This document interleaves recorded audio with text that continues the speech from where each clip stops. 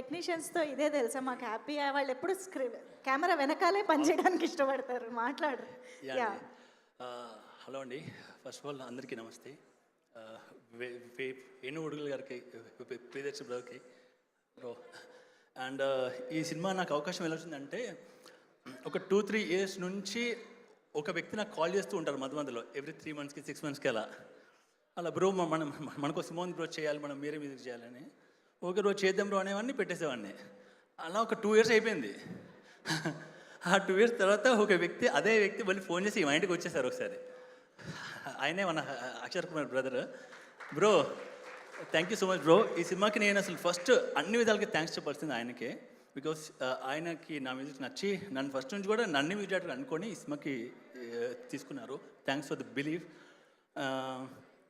So వచ్చి ఇంకా songs పైన వర్క్ చేశాము. అంటే ఈ సినిమా ఎందుకు చాలా స్పెషల్ అంటే నాకు, అంటే నేను బేసికల్గా వరంగల్లో ఉండి, నేను పుట్టి పెరిగింది వరంగల్. సో కానీ నాకు రీజనల్ తెలంగాణ ఆ రీజనల్ సాంగ్స్ గురించి నాకు ఏం ఐడియా లేదు, టు బి హానెస్ట్.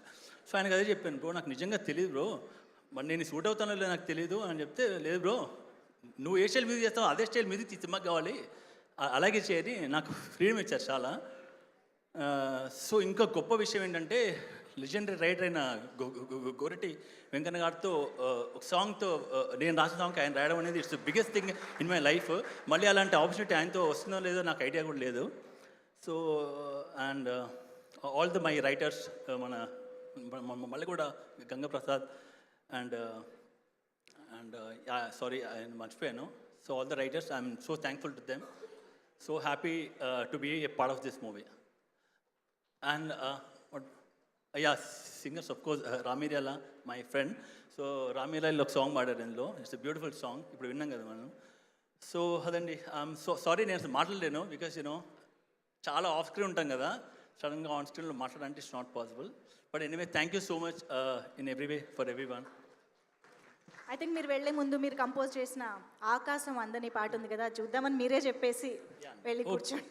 యా అండి, ఈ సినిమాలో నాకు నిజంగా చాలా ఇష్టమైన సాంగ్ ఆకాశం అందని సాంగ్, అది చూద్దామండి. Thank you so much Arun గారు. థ్యాంక్ యూ శేఖర్ గారు. Please have your seats. మనం పాట చూసేద్దాము. ఆకాశం అందని సాంగ్